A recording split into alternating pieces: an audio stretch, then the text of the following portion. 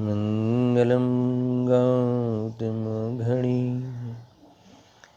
मंगलम कुंदकुंदार्यो जैन धर्मोस्तु मंगलम सर्वमंगलमांगल्यं सर्वकल्याणकारकं प्रधानं सर्वधर्माणां जैनं जयतु शासनं जैनं जयतु शासनं सर्वव्यापेकचिद्रूपं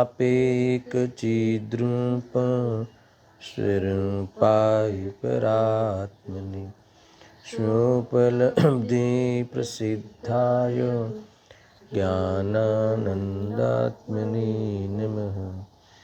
आत्मरूपयनुपम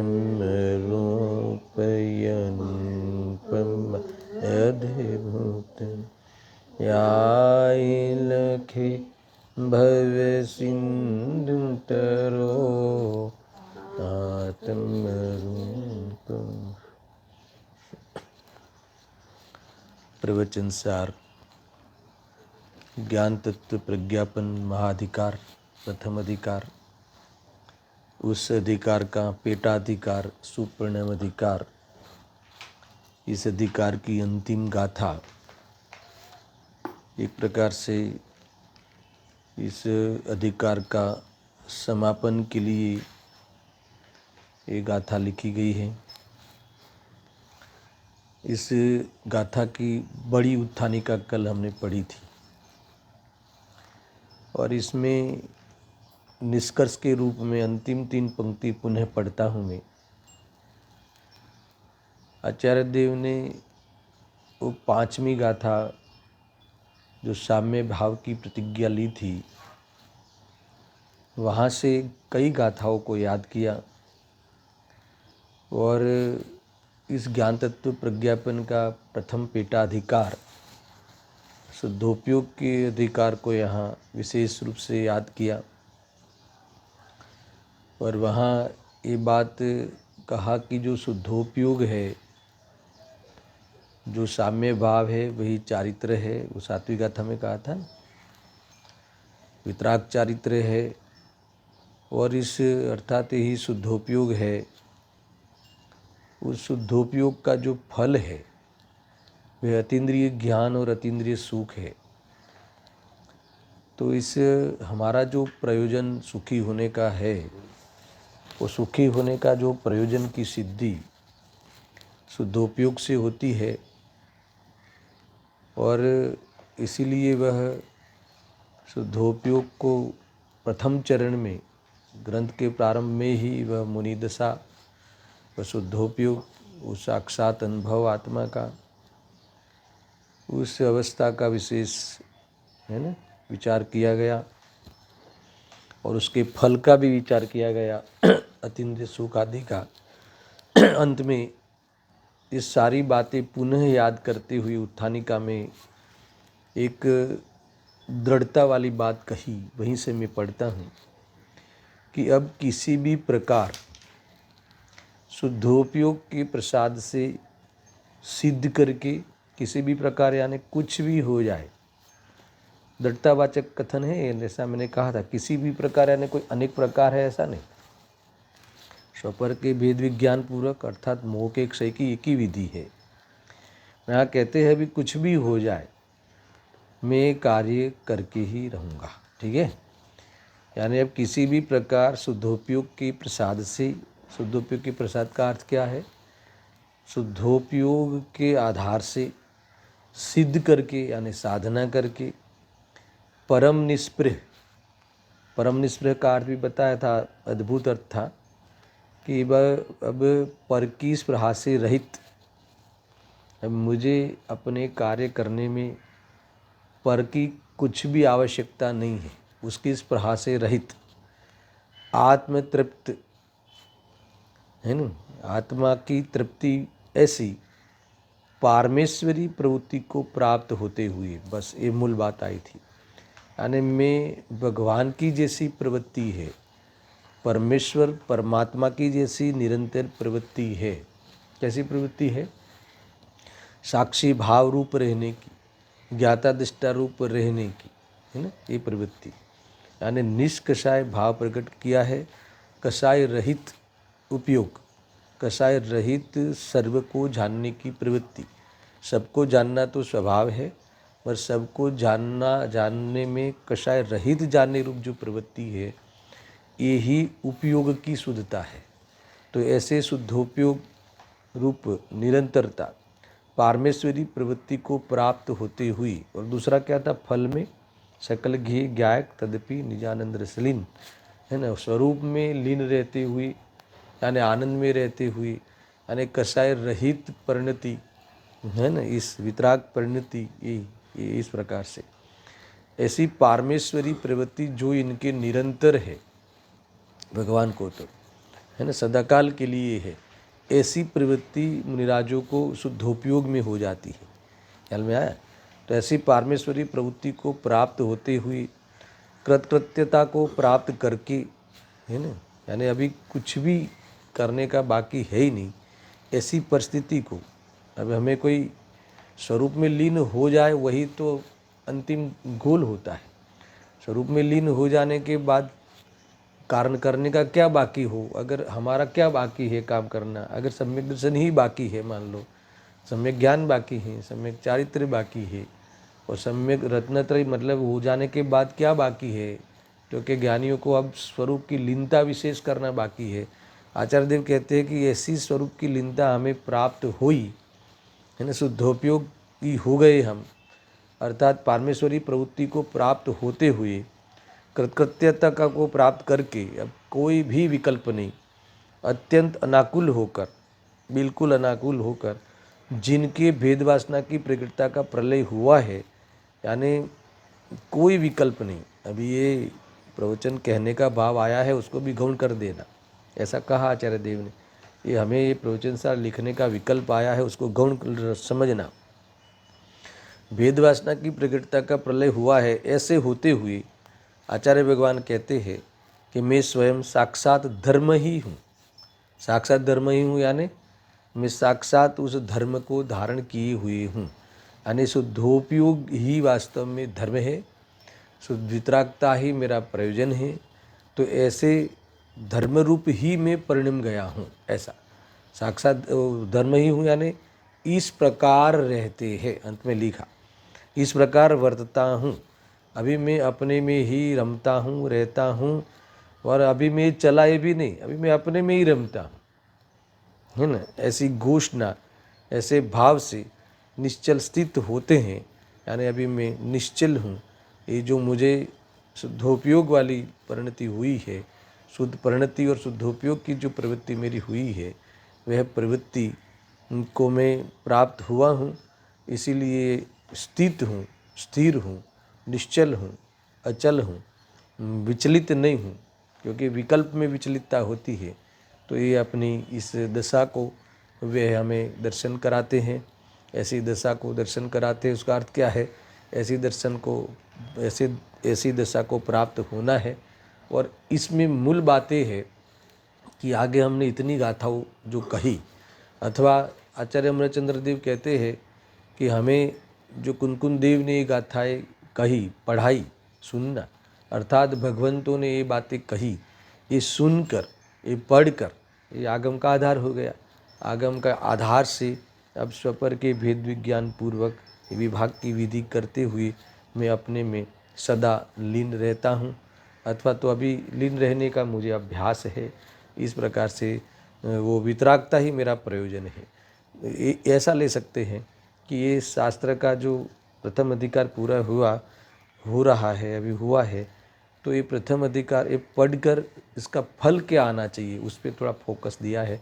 यानी आगम कौशल्य का फल आत्मा की अनुभूति है, और आत्मा की अनुभूति पूर्वक वितराग, सम्यक वितराग चारित्र को हम प्राप्त करें। यही सारे स्वाध्याय का, भगवान की वाणी सुनने का, है ना, मंदिर जाने का, भगवान को दर्शन करने का, अर्थात पूजा पाठ करने का, सबका एकमात्र यही प्रयोजन है, यही उद्देश्य है कि हम भगवान बन जावे। समझ में आया ना? तो ये अगर ये भगवान बनने का अंश भी प्रकट नहीं हुआ हो, अथवा आपने भगवान आत्मा का दर्शन भी अगर हम नहीं करते हैं, तो यहाँ कहते हैं कि इस स्वाध्याय का कोई अर्थ नहीं है। ऐसी बात करते हुए स्वाध्याय की प्रेरणा देते हैं। तुम स्वाध्याय करके क्या करना, तो कि तुम मोह को मिटाना।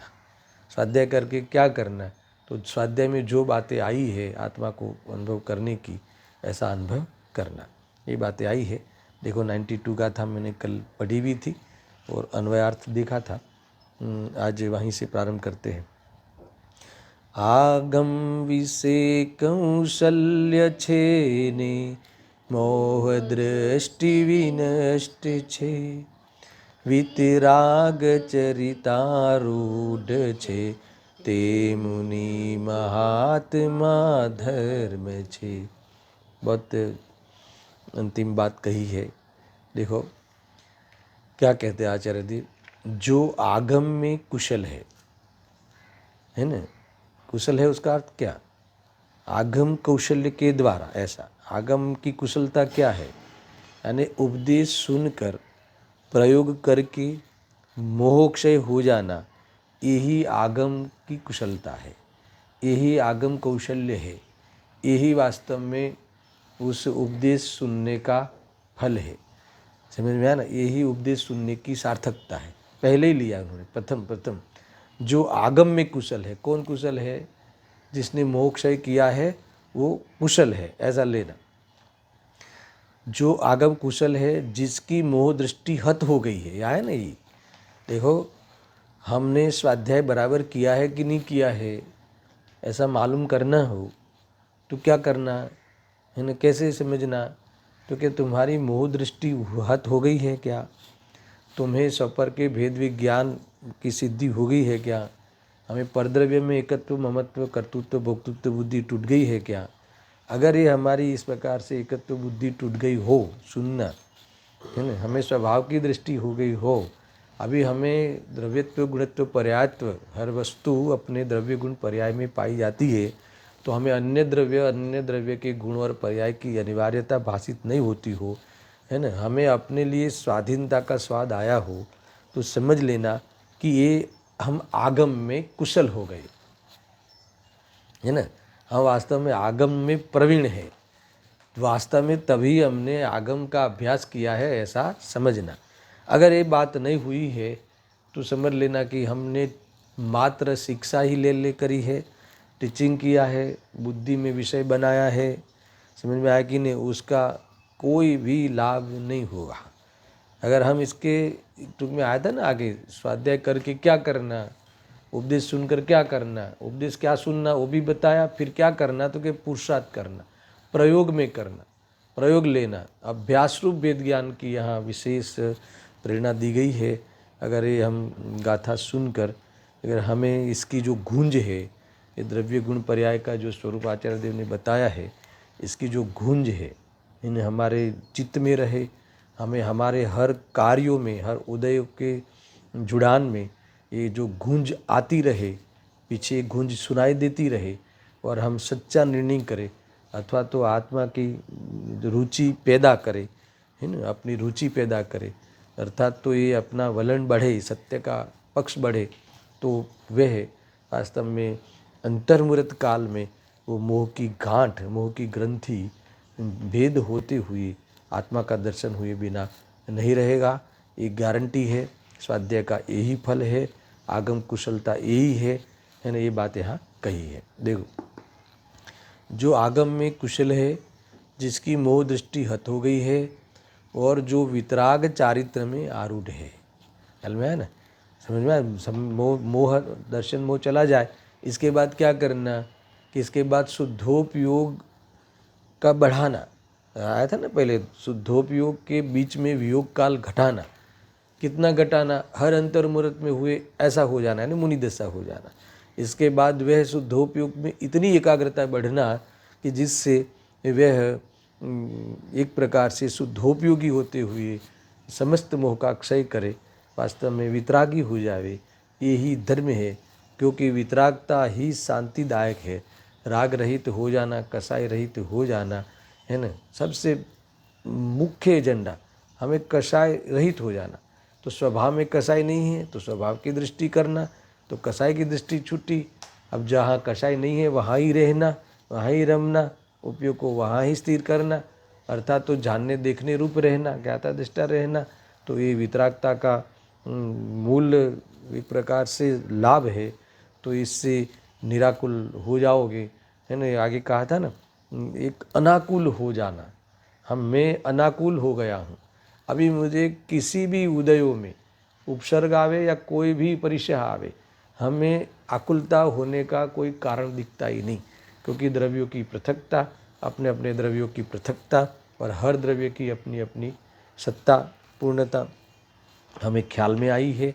ऐसे निश्चयवान होते हुए हम अपनी एकाग्रता लक्षण में विराजमान है, आरूढ़ है, ऐसा मुनिराज यहाँ कहते हैं।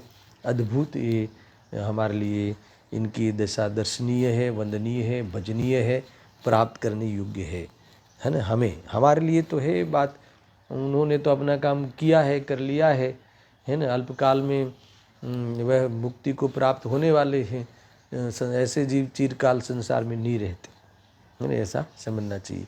देखिए अब टीका को मैं देखता हूँ, ये हो गया क्या? हाँ,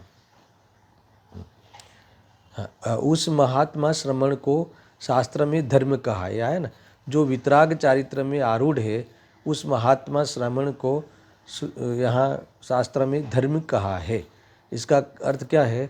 ऐसे शुद्धोपयोगी मुनिराज, शुद्ध परिणति और शुद्धोपयोग के सहित जो मुनिराज होते हैं, वह वास्तव में धर्म का कल्प वृक्ष है। समझ लो, चलते फिरते सिद्ध है, ऐसा कहा है ना, गुरुदेव से बहुत कहते हैं। अर्थात तो वह सिद्धों की तहलेटी है, ऐसा हमें समझना है, क्योंकि वो साक्षात धर्म है, स्वयं वह धर्म है। उस वास्तव में वह निर्वाण का साक्षात कारण है। समझ में आया ना, शुद्धोपयोग यहाँ कहा है। इस प्रकार से हमें ये बातें समझनी चाहिए। देखो, और टीका बहुत छोटी टीका है, मैं पढ़ता हूँ। इसके बाद 2 श्लोक लेकर इस पूरे अधिकार का समापन किया है। हम प्रयास करते हैं। देखो, हाँ, यह आत्मा स्वयं धर्म हो, यानी यह आत्मा स्वयं धर्म हो, यानी साम्यक को प्राप्त किए हुए हो। सुनना, यह वास्तव में मनोरथ है। इतनी लिखी, मैं पूरी पंक्ति पढ़ता हूँ, अद्भुत है। यह आत्मा स्वयं धर्म हो, यह वास्तव में मनोरथ है। इसका अर्थ क्या? मनोरथ का अर्थ क्या? ये वास्तव में मुनिराजों का, ज्ञानियों का हमारा ध्येय है, हमारा उद्देश्य है। क्या ध्येय है? कि आत्मा स्वयं धर्म हो यानी आत्मा स्वयं साम्य भाव को प्राप्त हो। अर्थात धर्म का आगे आया ना, धर्म हो यानी शुद्धोपयोग को प्राप्त हो, मोह की दृष्टि हत हो जाए ऐसा, और वितराग चारित्र में आरूढ़ हो जाए, अर्थात तो शुद्धोपयोगी हो जाए। देखो, शुद्धोपयोगी यानी कहीं शुभ अशुभ का व्यापार ही नहीं हो, कहीं परद्रव्य का लक्ष्य ही नहीं हो। क्यों होने का क्या कारण है ही नहीं ने, कि वो द्रव्य परिपूर्ण है, वो द्रव्य अपने गुण पर्याय को पहुँचता है, उसके गुण पर्याय वो अपने द्रव्य उस द्रव्य को पहुँचता है। मेरा चैतन्य का संबंध मेरे से है ना, मैं अपने द्रव्य को पहुँचता हूँ, मेरे गुण पर्याय अपने द्रव्य को पहुँचता है। तो इस प्रकार से किसी द्रव्य के कहीं भी अपने अपने चतुष्टय में कोई खामी, कोई कमी है ही नहीं, तो फिर वह शुद्धोपयोग अर्थात तो वह स्थिरता को प्राप्त वाला उपयोग क्यों प्राप्त नहीं होगा, वितरागी क्यों नहीं होगा? ख्याल में आया ना? फिर क्यों ये इसका मैं करूँ या वो मेरा करे और मुझे करना चाहिए, राग आवे, वो होगा ही नहीं ना। क्योंकि राग तो उस पर उससे तरफ करने का भाव, अर्थात अपने को किसी की अपेक्षा का भाव तो तब आवे कि मैं कहीं द्रव्य गुण पर्याय में हमारी खोट हो। तो ये बात सिद्ध की, नक्की की, अनुभव की, है ना। उस स्वरूप में लीन होकर हमने प्रतीति को सम्यक की, कुदकुंदेव कहते हैं, आचार्य अमरचंद्र कहते हैं। तो ऐसा यहाँ कहते हैं कि हमारे जो सारे मनोरथ थे, कौन से मनोरथ है ना, स्थिर होने का, सुखी होने का, और जो सिद्ध होने के सब मनोरथ है, वो भी इससे ही प्राप्त होंगे। इसीलिए आत्मा स्वयं धर्म हो, यह वास्तव में मनोरथ है। इसलिए आत्मा शुद्धोपयोगी हो, शुद्धोपयोग में रहे, शुद्धोपयोग को मैं प्राप्त होऊँ, ये हमारा मनोरथ है। हमारी मन की कामना है। क्या कामना है? सबको पूछो तुम्हारे मन की क्या कामना है, क्या इच्छा है? तो क्या हमारी इच्छा तो मोक्ष तत्व को प्राप्त करना है। तो मोक्ष तत्व को प्राप्त करने की इच्छा है तो इसके लिए क्या करना चाहिए? उसके लिए उस कौन से इस मन के रथ पे आरूढ़ होना हो तो हमें क्या करना चाहिए? तो क्या शुद्धोपयोग को प्राप्त करना चाहिए। शुद्धोपयोग कैसे प्राप्त होगा? तो क्या आगम के अभ्यास से प्राप्त होगा। इसका अर्थ आगम के अभ्यास के द्वारा वेद विज्ञान करते हुए, है ना, अभ्यास रूप वेद ज्ञान में रहते हुए निरंतर इस पेट के पुरुषार्थ को विकसित करते हुए वह सामायिक के अंतर्गत आत्म की दृष्टि करके निर्विकल्प होकर ये शुद्धोपयोग की मैं प्राप्ति करता हूँ। ये है गजब की बात है। यानी यह आत्मा स्वयं धर्म हो, यह वास्तव में मनोरथ है। सुनना बराबर। उसमें विघ्न डालने वाली एक, है ना, बहिर्मोह दृष्टि ही है। फिर से पढ़ता हूँ मैं। यह आत्मा स्वयं धर्म हो, यह वास्तव में मनोरथ है। मनोरथ का कलमा हमारी मन की एक वांछा है। तो उस वांछा, क्या वांछा है? कि शुद्धोपयोग मिल जाए। क्यों भाई? शुद्धोपयोग को क्यों लेना है, क्यों प्राप्त करना है? कि शुद्धोपयोग ही मात्र निर्वाण का उपाय है, कारण है।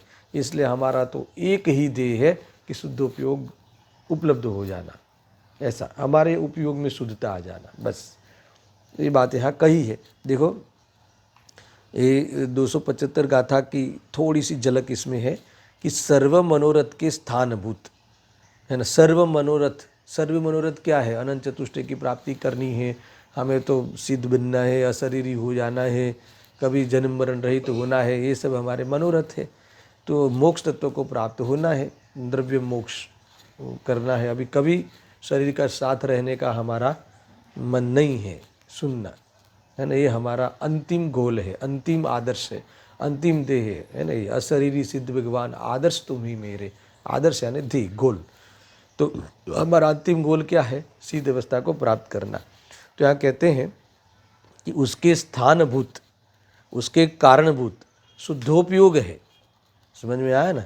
तो वही धर्म है, वही वास्तव में कारण है।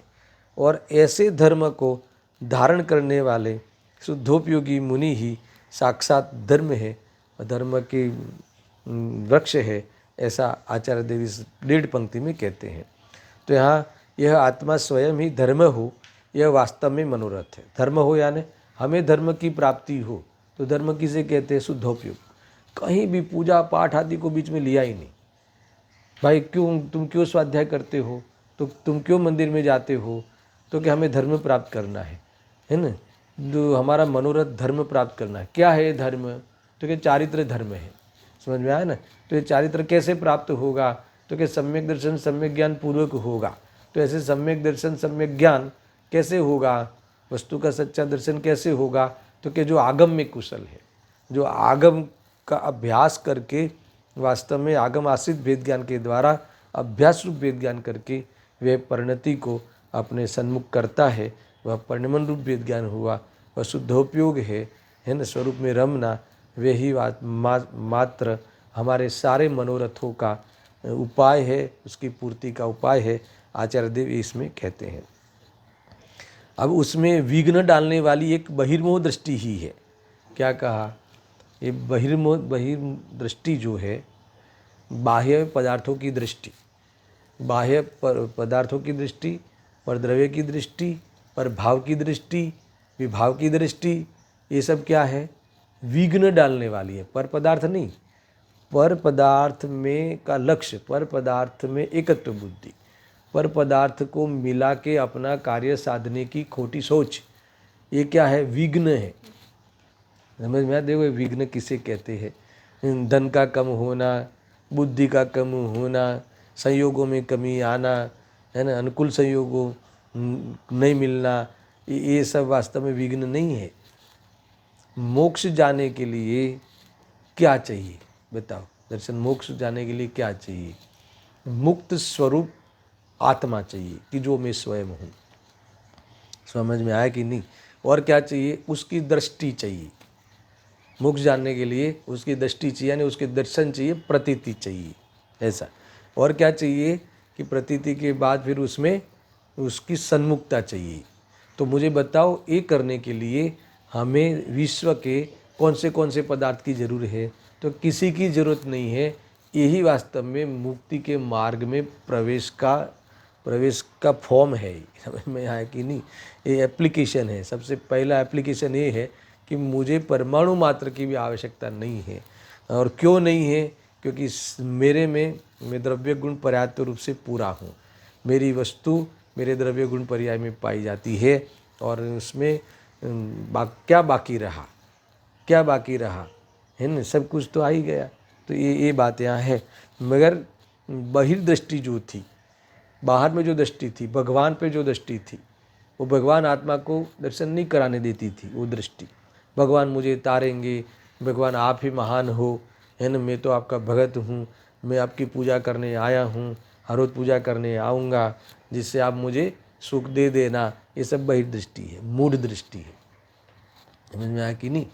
भगवान का दर्शन इसलिए नहीं करना था, भगवान का दर्शन करके अपना दर्शन करना था।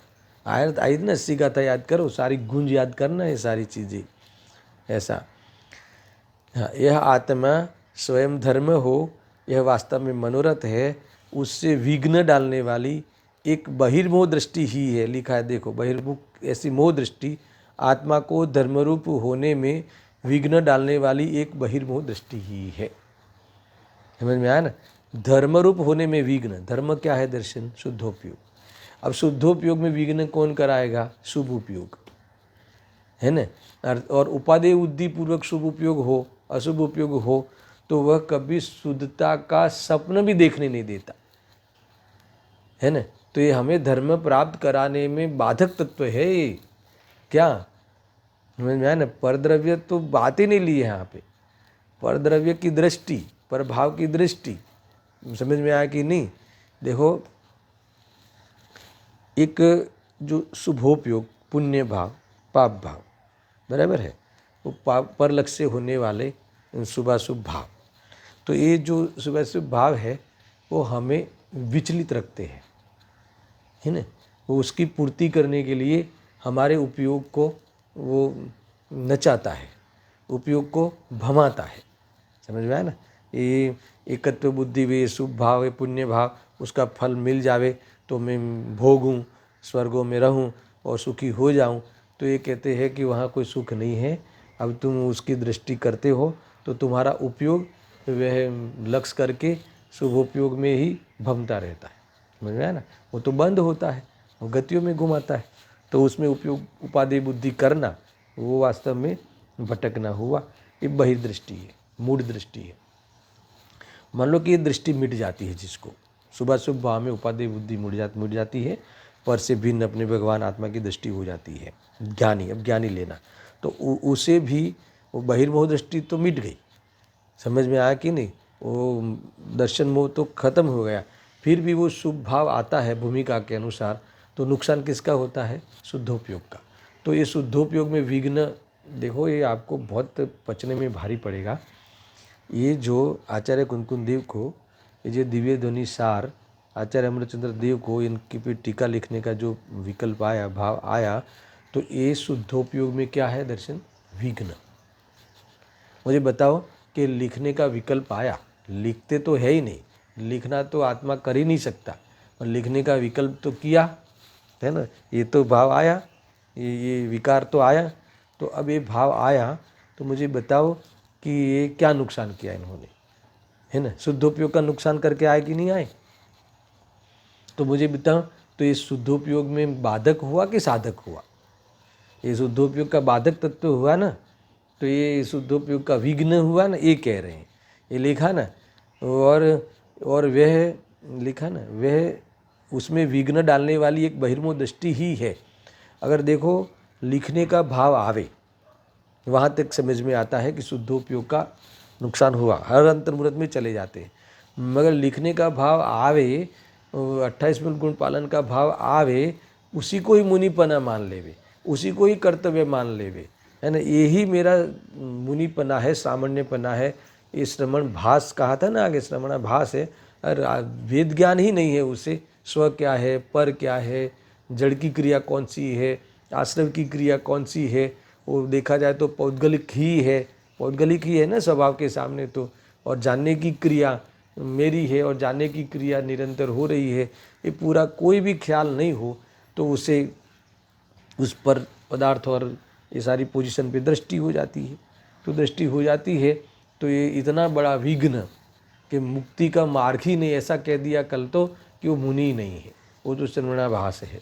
मुनि नहीं है इसका अर्थ क्या मालूम है कि ये शास्त्र पढ़ने का तुमने फल जो आना था उससे तुमने विपरीत दिशा में बैठ गई। यानी शास्त्र के कारण नहीं, शास्त्र को समझ में तुम्हें समझे नहीं, शास्त्र का जो मर्म है, शास्त्र के जो भाव है, गाथाओं का जो भाव है वो हम समझे नहीं।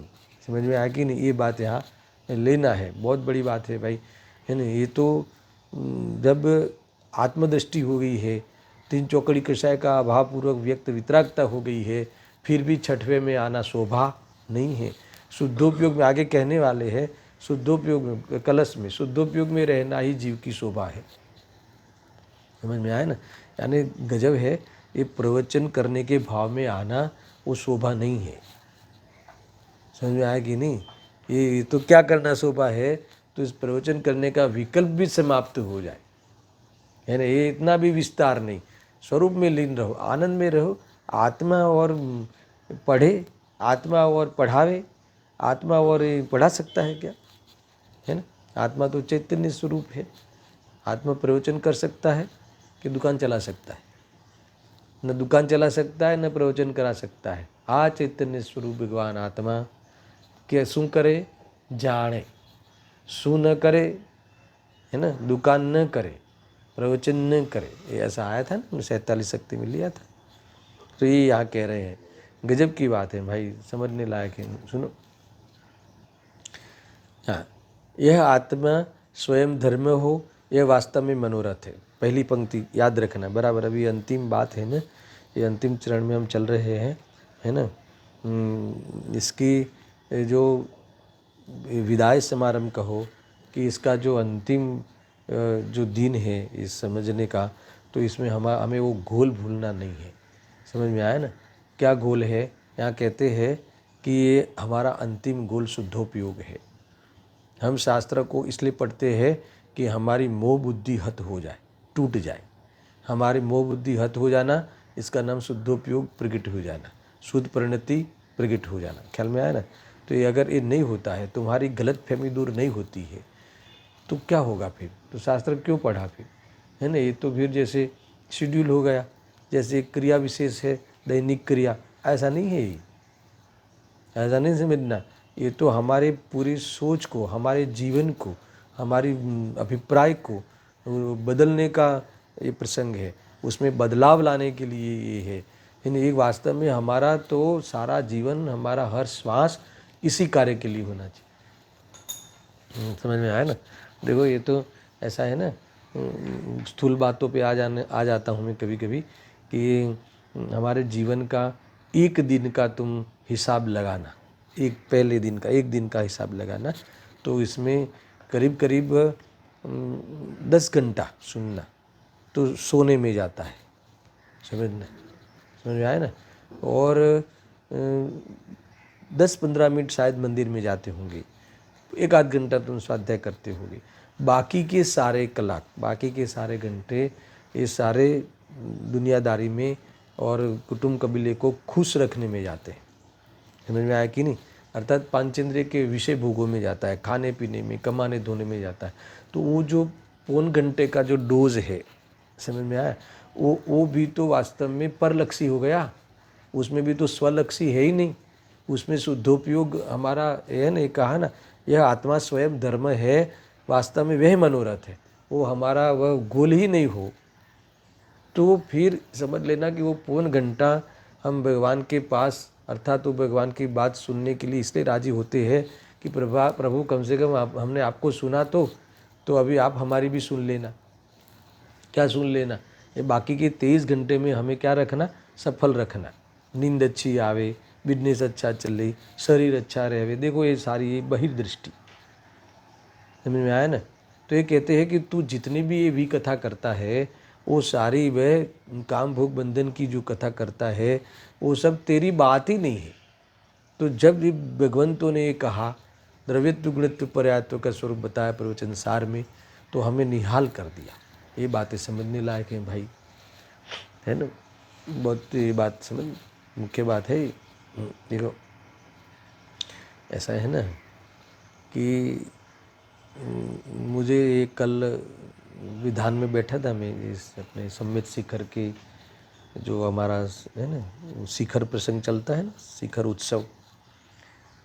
तो विराग जी ने वो सबकी घर जाके सबके भाव पूछते हैं ना कि चलो अभी हम आपके घर आते हैं और आपके इंटरव्यू लेते हैं तो आपकी राय सुनते हैं। तो मुझे इन्होंने पूछा है ना, मेरे पास आए करके, तो मैंने ये कहा कि आप हमारे घर पे आए हो, मगर हम घर पे तो है नहीं, हम तो शिखर जी में हैं। इतना बढ़िया चल रहा है ना प्रसंग, अद्भुत चल रहा है। ऐसा है, आज तो अष्टानिका का भी सेकंड लास्ट दिन है। तो मैंने कहा कि अगर आप तो घर पे आए हो मगर हम तो है ही नहीं घर पे, हम तो शिखर जी में हैं। और शिखर जी में भी विधान जो प्रवचन सार का जो विधान हो रहा है इतना अद्भुत है वो विधान, और इतना अद्भुत चल भी रहा है। तो मैंने ये कहा कि विधान सुनकर तो हमें ये लगता है कि हम शिखर जी में भी कहा है। जब द्रव्य गुण पर्याय का स्वरूप आप बताते हो, जब द्रव्य गुण पर्याय स्वरूप का निर्णय कराया और इसका निर्णय हुआ, तो हमें लगता है कि हम तो शिखर जी में भी कहा है। मैं कहाँ हूँ, है ना, मैं अपने द्रव्य गुण पर्याय में, हर वस्तु अपने द्रव्य गुण पर्याय में पाई जाती है, यानी मैं अपने स्वचतुष्टय में ही हूँ। तो इतना बड़ा लाभ हमें अगर इन विधान से, इन प्रसंग से, स्वाध्याय से अगर नहीं होता है तो क्या फ़ायदा। यानी हमारा हम अपने में चले जावे, कब तक हम एक घूमते रहेंगे व्यापार में, व्यवसाय में, व्यवहार में, लोक व्यवहार में, और परमार्थ मान कर। ये परमार्थ मानना यानी उसकी दृष्टि, बहिर्दृष्टि, उस पर दृष्टि पड़ी है ना, पर जगह पे, पर वस्तु पे दृष्टि पड़ी है कि ये मिल जावे, ऐसा हो जावे, और उसके लिए फिर सारा उपयोग को लगाना, सुनना। मैं इसीलिए अंतिम होने पर भी मुझे आज विकल्प था कि मैं समापन कर दूं, मगर कोई बात नहीं, है ना। अष्टानिका का अभी भी एक दिन बाकी है, अंतिम दिन। तो अंतिम दिन में हम उसका समापन करेंगे, चिंता नहीं करना। मैं मुझे जल्दबाजी करना अच्छा नहीं लगता, क्योंकि अगर जो ये पढ़ने के बाद हमें वो थीम नहीं मिले, गाइडलाइन नहीं मिले, और गाइडलाइन मिलने पर अगर उस गाइडलाइन के अनुसार हम चले नहीं, दो बातें हैं ना। तो हमें गाइडलाइन मिलने के लिए इतनी ज़बरदस्त गाइडलाइन है ज्ञानियों की, अरिहंत भगवान की गाइडलाइन है, उनके कदम पे हमें चलना है। उन्होंने जहाँ जहाँ कदम रखा है मुक्ति में जाने के लिए, तो उनके कदम से कदम मिलाना है, उनके कदम पे हमारा कदम रखना है। ये बात यहाँ आई है, समझ में आया ना।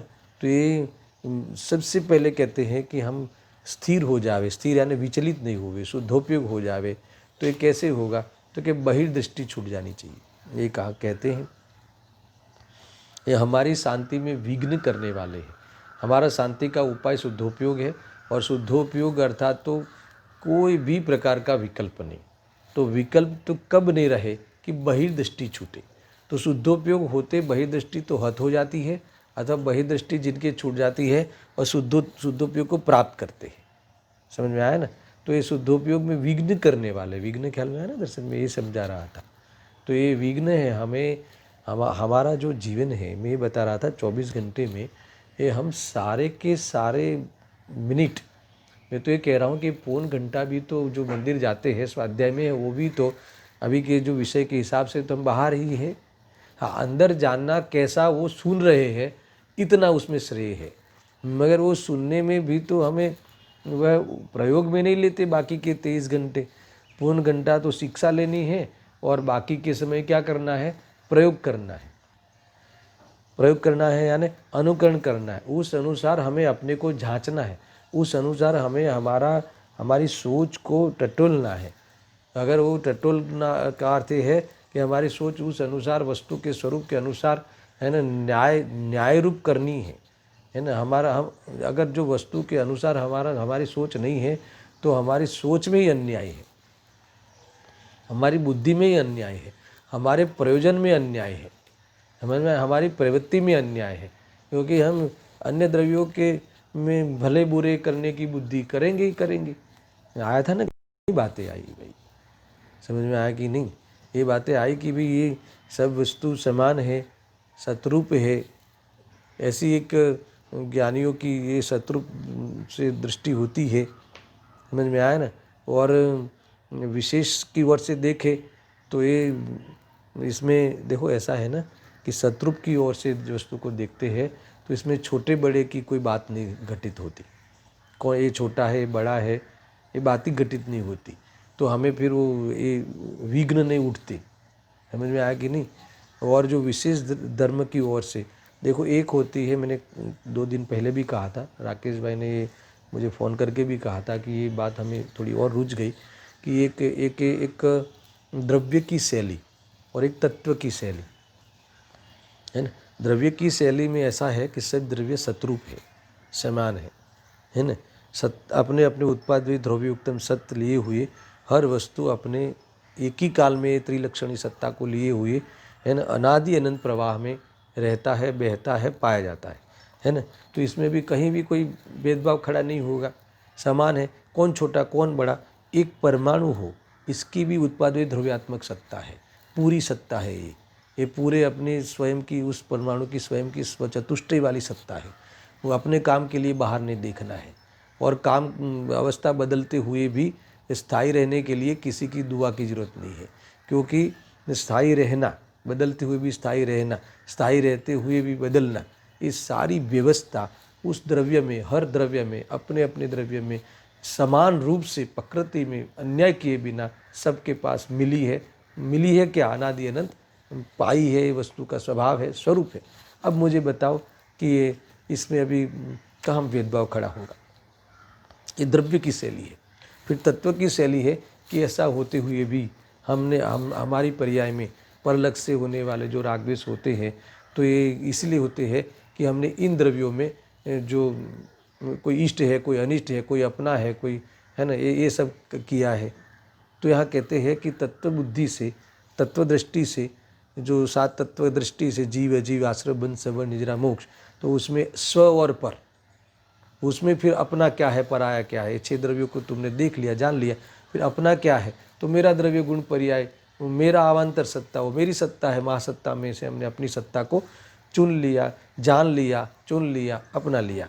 तो इससे फिर क्या होगा, और उसमें जो अस्थिरता जन्य भी, अर्थात जो भी राग द्वेष उठते हैं वो विकृति है, और उसके अभाव रूप जो वितरागता है वो मेरा स्वभाव है, प्रकट करने रूप उपाधि है। इस प्रकार से हेगी उपाधि की चाल तत्व शैली में आती है। अगर ये 2 शैली अगर बराबर यथार्थ समझे तो ये जो मोह दृष्टि है, कौन सी, जो ये परद्रव्य के प्रति देखने की, उसके आशा रखने की, उसके साथ कुछ न कुछ मान लेने की खोटी दृष्टि है, वो हट जाएगी। तो यहाँ ये कहते हैं, ये बात यहाँ कही है। तो ये फिर यह आत्मा स्वयं धर्म हो, यह वास्तव में मनोरथ है। तो हमारा जो मनोरथ क्या है, होना चाहिए, आचार्य देव कहते हैं कि ये स्वयं धर्म हो, स्वयं साम्य को प्राप्त हो, शुद्धोपयोग को प्राप्त हो, ये समझकर, पूरी जिनवाणी का ये तथ्य समझकर, तो कि हमारा मनोरथ है।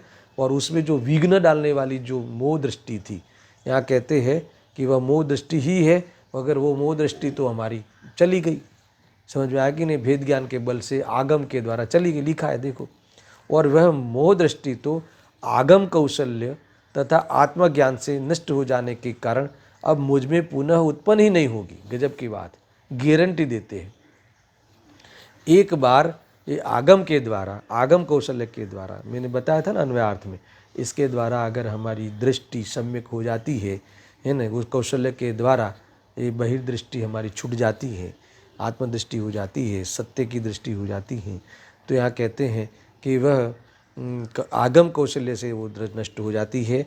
और आगम कौशल्य का अर्थ क्या है, आगम के द्वारा उस प्रकार से प्रयोग करके, है ना, उपदेश का प्रयोग करके, है ना, उस प्रकार से ज्ञान में यत्न करके, अर्थात तो यत्न करते हुए वेद ज्ञान करके, दृष्टि उसमें श्रद्धा जोड़ते हुए ये कह रहे हैं, तो आत्मज्ञान से वो बहिर्दृष्टि वास्तव में नष्ट हो जाती है। एक प्रकार से वो भूखा बुला दिया ऐसा समझ लो, है ना। बहिर्दृष्टि वहाँ खड़ी नहीं रहती। ऐसा आत्मज्ञान से नष्ट हो जाने के कारण अब मुझ में पुनः उत्पन्न नहीं होगी। पुनः उत्पन्न नहीं होगी यानी अब ज्ञान में कुछ भी जल के आने सब पदार्थ झलकते ही है, फिर भी हमारी न उस पर दृष्टि है और न उसमें हमारा अनिवार्यता भाषित होती है। तो एक निष्कषाय रूप से शुद्धोपयोग हुआ ना। ये शुद्ध परिणति, शुद्धोपयोग क्या है कि राग द्वेष रहित, कषाय रहित पदार्थों को जानने रूप में परिवर्तन करता हूँ। मुझे अब पुनः कोई पदार्थों में कोई कल्पना हो जाए और किसी पदार्थ के द्वारा मुझ में कोई अपेक्षा रह जाए, ऐसा अब होने वाला नहीं है।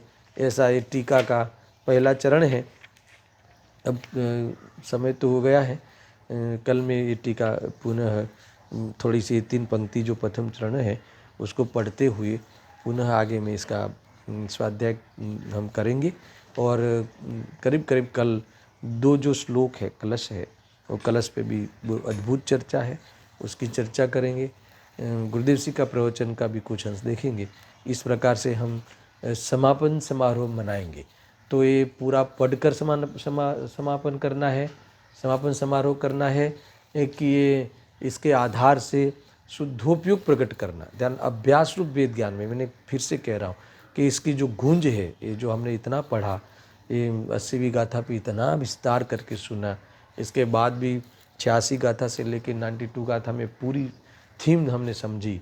तो अब हमें ये सारी द्रव्यत्व गुणत्व पर्यायत्व वाली जो मैटर है, भगवान के द्रव्य गुण पर्याय और मेरे द्रव्य गुण पर्याय समान है। अरे इतना ही नहीं है, उसमें स्व पर सब आ गया, भगवान स्व और मैं पर, सबको हमने जान लिया।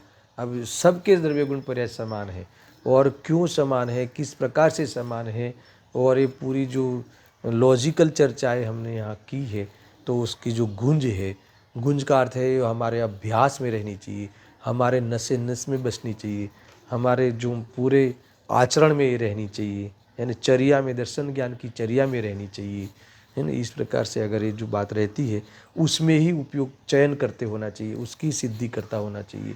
तो ये कहते हैं कि ये उपलब्धि है, स्वाध्याय की ये उपलब्धि है, और ऐसे जीव पुनः पुनः है स्वरूप में डूबते हैं। इस विधि मिल गई है ना, मोक्षय की विधि मिल गई, मोक्षय किया ना, तो अब वो विधि में प्राप्त हो गई, तो अब चारित्र मोह का अभाव करने में क्या देर लगनी है।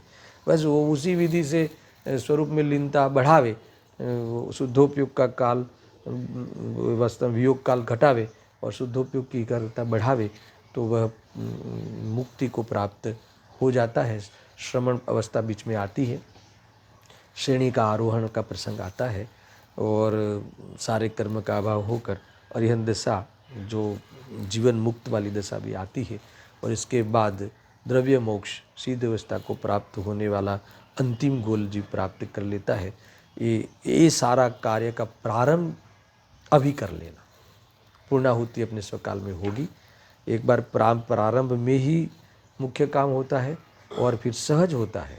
एक कार्य अभ्यास रूप वेद ज्ञान में आते हुए फिर परिणमन वेद ज्ञान सहज होता है, उसमें कोई विकल्प कर करके नहीं करना है, समझ में आया ना। कोई आयोजन नहीं होता, वो सहज में आयोजन नहीं होता।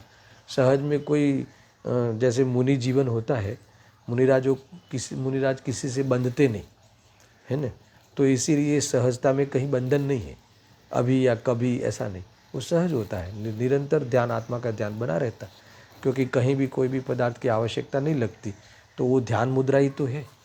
समझ में आया कि नहीं, वो ध्यान का सहज ध्यान ही तो है। वो ऐसा है, वो जो भगवान की जो मुद्रा है, जो नासाग्र दृष्टि वाली मुद्रा है, अर्थात तो अंतर्मुख मुद्रा है, ध्यानस्थ मुद्रा है, बाह्य की जो चेष्टाएं मिट गई है, इसके पीछे जो रहस्य हो तो ये शुद्धोपयोग ही है, ऐसा समझना चाहिए। बाकी चर्चा कल करें। सहजानंदी शुद्ध स्वरूपी अविनाशी हूँ आत्मस्वरूप, सहजानंदी शुद्ध स्वरूपी अविनाशी हूँ आत्मस्वरूप, सहजानंदी शुद्ध स्वरूपी अविनाशी हूँ आत्मस्वरूप